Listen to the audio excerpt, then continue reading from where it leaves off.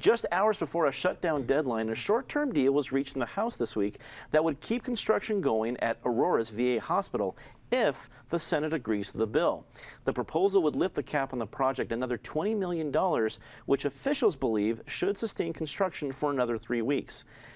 Patty, as of this taping, Friday at noon, we don't know if the Senate's officially approved this bill or not before they head off to Memorial Day vacation.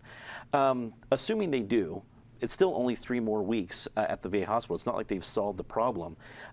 What do you think of this stopgap solution?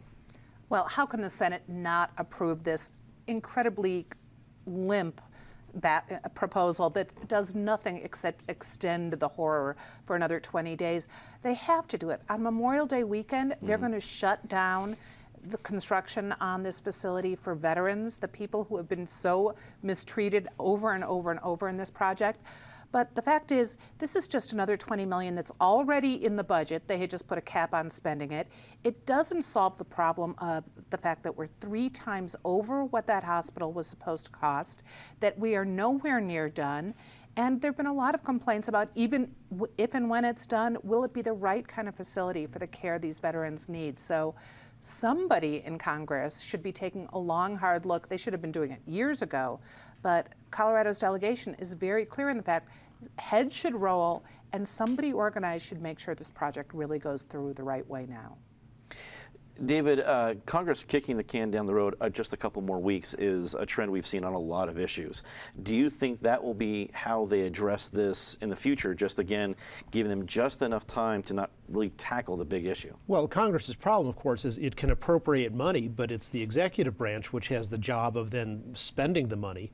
And the VA is, in its hospital construction, is a disaster, and not just in Aurora. You've got 4 hospitals. You've got New Orleans, Orlando, and Las Vegas hospital construction projects going on by the VA, just as bad. Huge, enormous cost overruns, projects way behind, and we're way better than Las Vegas. They're 74 months behind their schedule. So Aurora's, relatively speaking, one of the best managed VA hospital construction projects going on. That's so sad. The Washington Post had an article this week news from a VA whistleblower. They've spent $6 billion illegally in violation of their own contracting rules. President Obama, I think accurately in his 2008 campaign, said there's a lot of problems at the VA and this is a real disservice to the veterans. But then when he became president, started doing all these new VA projects as a social welfare agency and homelessness and things like that, appointed a political general who might have been good for fighting wars, Eric Shinseki, but was obviously terrible at managing the VA.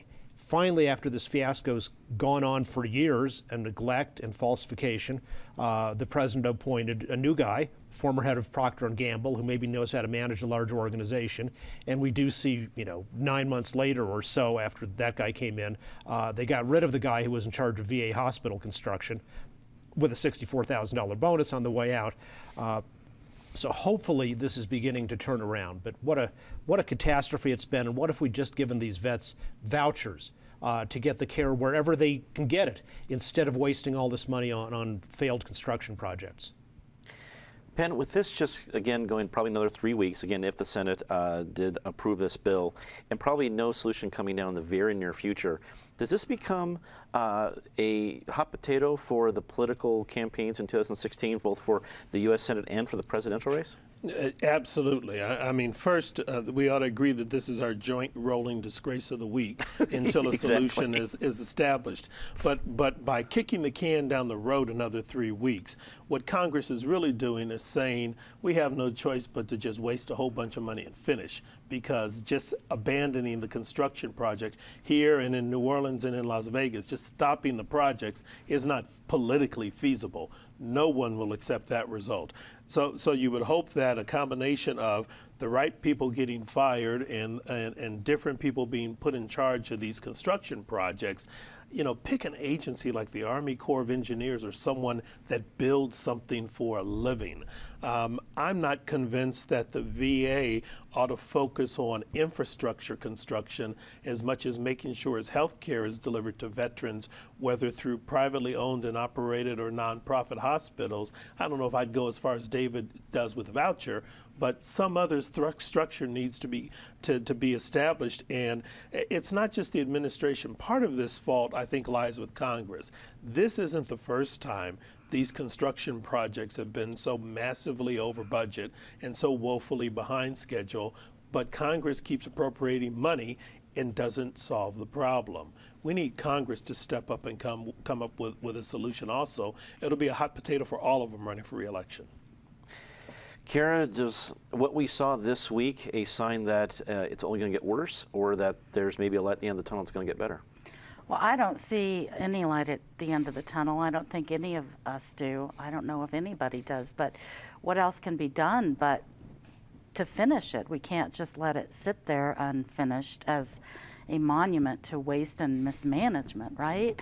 But, you know, I mean, adding to what Pam just said, you know, absolutely Congress has to take some responsibility, and, you know, so does the administration.